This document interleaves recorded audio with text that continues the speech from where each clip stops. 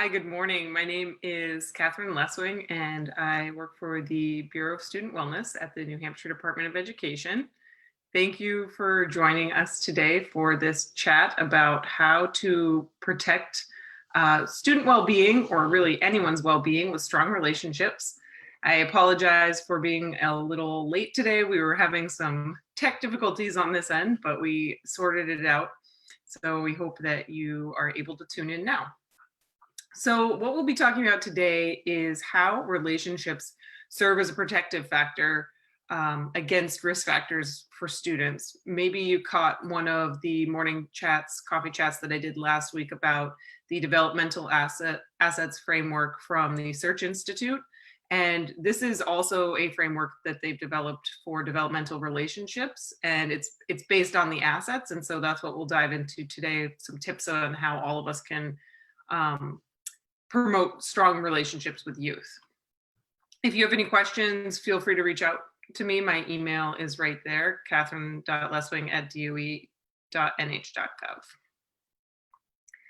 As always, we hope you'll connect with us. We're on YouTube and Facebook, and we're going live on both platforms. Facebook in the morning for our morning coffee chats, and the afternoon bell is usually posted on YouTube. And those are almost every day of the week. 9 a.m. for the morning coffee chat and 3 p.m. for the afternoon bell. Check out our remote learning website, nhlearningsremotely.com, or that is our Bureau's website, nhstudentwellness.org. We hope you'll connect there too. All right, so the big idea for today's presentation, it'll be shorter than the ones last week, but the big idea is that research has found that young people who have strong relationships grow up successfully, have a better chance of growing up successfully. And that actually is true for students who have adverse childhood experiences, all sorts of different traumas. Research has found that the more strong developmental relationships a youth has in their life, the more likely they are to still come out the other side successfully. So the Search Institute out of Minneapolis, Minnesota, has identified 5 elements that make up these strong relationships, or what comprises a developmental relationship. And then they've broken those down into 20 specific actions. So each element has 3 to 5 actions that go along with it. And that's what I'll cover in this presentation today. For me, it's really useful to think about as a former teacher or a parent, or just an adult in the world. What are some specific actions I can be doing to form those strong bonds with youth and give them more chance at success for their lives in the world? A couple of things the Search Institute wants us to note about this developmental relationships framework is that relationships are two-way experiences and commitments. So we're focused on the adult end here because we're the ones that can be a little bit more responsible for the learning. Our brains are more or less fully developed, and so we have the capacity to approach these relationships in an informed way.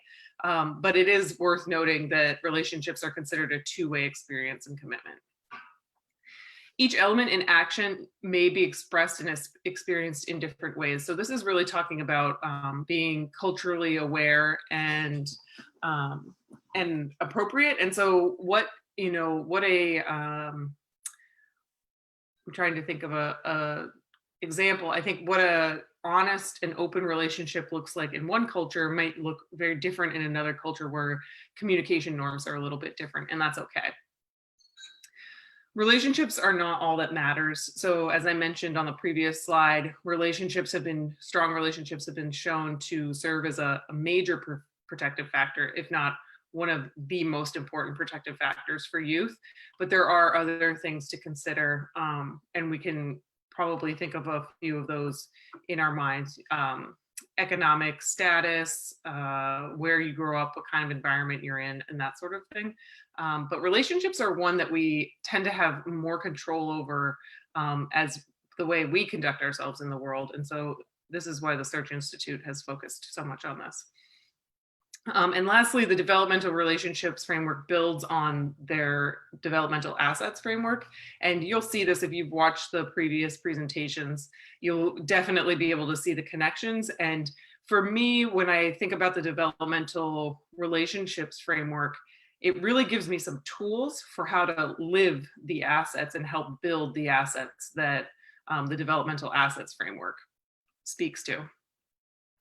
So the 5 elements that the Search Institute has come up with for strong developmental relationships is to express care, to challenge growth, to provide support, to share power, and to expand possibilities. So in the next slides, I'll share the 3 to 5 actions that are associated with each of these different elements. But this is really the bones around which the framework is structured. So what are the actions that we can do to express care? None of this is rocket science. A lot of us, especially in caring professions like teaching, for example, are aware that we do these things a lot. But for me, it really helps to see it written expressly and then gives me a definition or an example of how to do that. So to express care, we can be dependable. We can show that students can trust us. We cannot breach confidentiality when it's appropriate. If a student's at risk, of course, we need to not promise keeping something to ourselves, but we can be someone a student trusts and is a listening ear, which leads us to the next one, just to listen and to really pay attention when we are together. I've been thinking about this one a lot as we've been remote learning and working and how much I'm plugged in. While my son is just hanging out, and I'm aware that I'm not always listening and paying attention the way that I could be. Side note, I learned that when you're paying attention to your phone and you're not paying attention to those that are around you, there's a word for that, and it's called phubbing, and it's phone snubbing.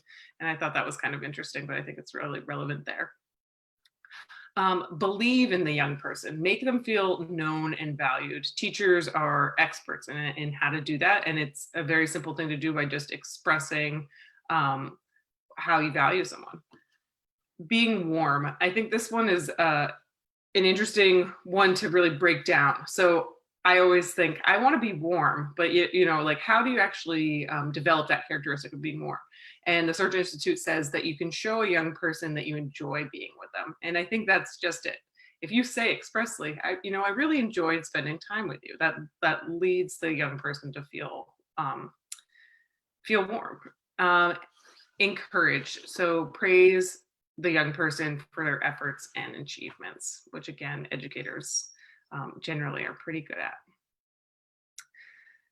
Number 2 is to challenge the young person to grow. Expect their best. Expect them to live up to their potential. I think this one's pretty relevant for teachers right now during remote learning. It's important not to expect to have realistic expectations of what remotely learning looks like, but also to express that you still expect students to live up to their potential. That just because school's not meeting in the school building doesn't mean it's an opportunity for them to not live up to their potential. Stretch and push your young person to go further. Hold them accountable. Insist that they take responsibility for their actions. This one can, for parents, can get pretty exhausting, especially when we're spending all day, every day with our young people. But really, pick your battles wisely, and when it's really important, really hold your young person responsible for their actions. And then help your young person reflect on their mistakes. This is language I'm not sure if I love, but about reflecting on failures. But really taking those times when we have a setback or we mess up and say, what did you learn about that? How do you think you can move forward? And that's all part of having a strong developmental relationship. So how do we provide support for a young person? We can help them navigate through hard situations and systems. Never more important than right now when we're in the middle of a pandemic, a global pandemic.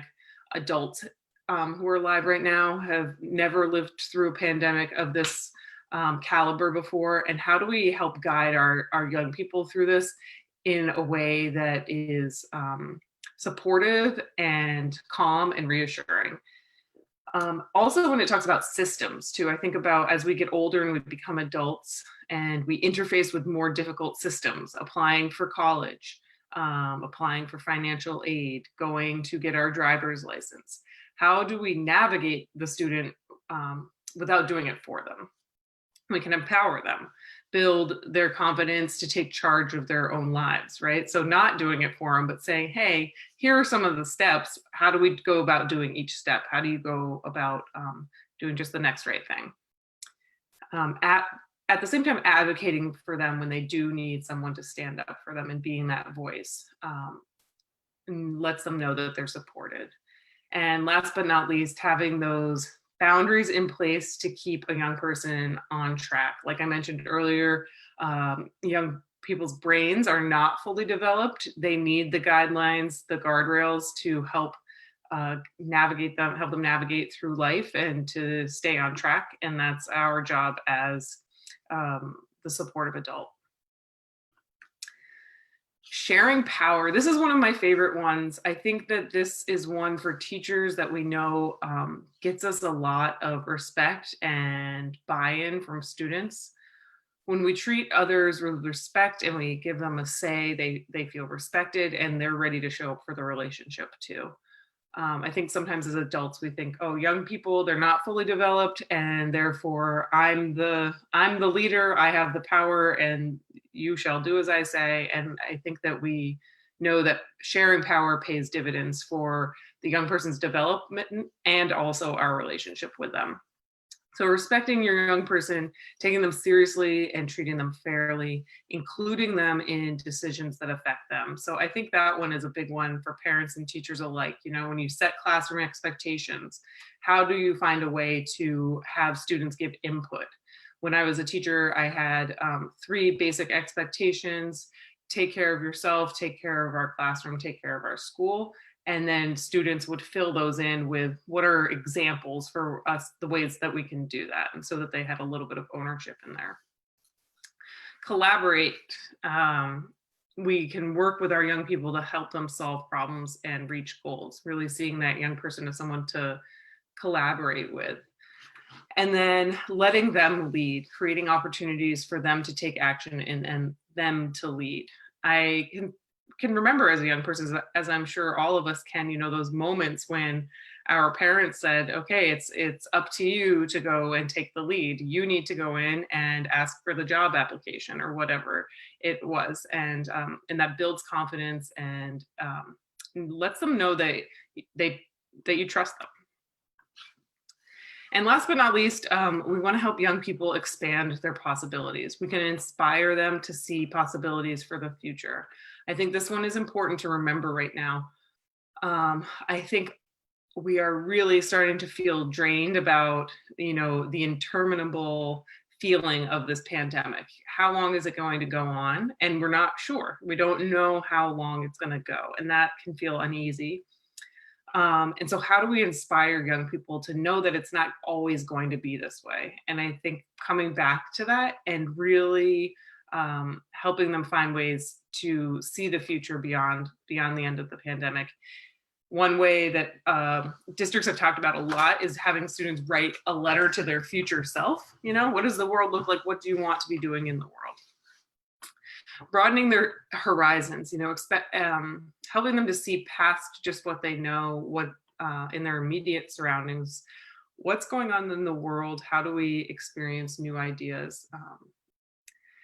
And last but not least, we can help connect them to people who can help them grow.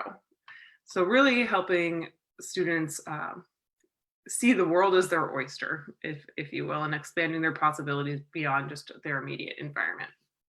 So that's the developmental relationship framework. Next steps for you is to maybe go through, if you're an educator or you're a parent, and think, what's one thing I can incorporate into my practice as a teacher, a school administrator, or a parent to show students or young people that I'm expressing care? What's just one practice? And you can go back to the actions if it helps you kind of narrow it down. How do we challenge them to grow? in a way that's a regular practice, not a one-off scenario, but something that we do and we come back to. How do we provide support for them?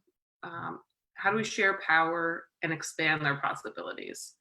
So maybe you pause the video here and you take time to jot down on a piece of paper, what are the ways I can do this for the young people in my life? Because as I mentioned at the beginning of this presentation, having a strong adult relationship is probably the greatest protective factor that a student can have.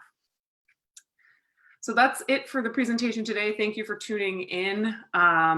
We will be back here live this afternoon for, actually, let me scratch that. We won't be back here live this afternoon. We will be posting a staff pick, which is staying sane while parenting with shelter in place. I think this is a very relevant topic right now for a lot of folks.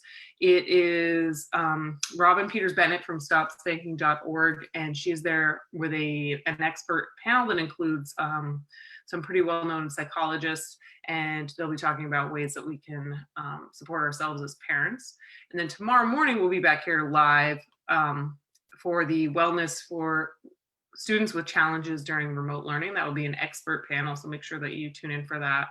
And then last but not least, to close out the week, we'll be here with some tips for, oops, I messed that up.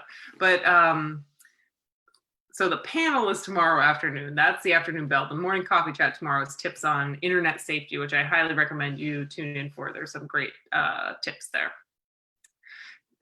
Thank you again for tuning in, and we hope to see you back here soon.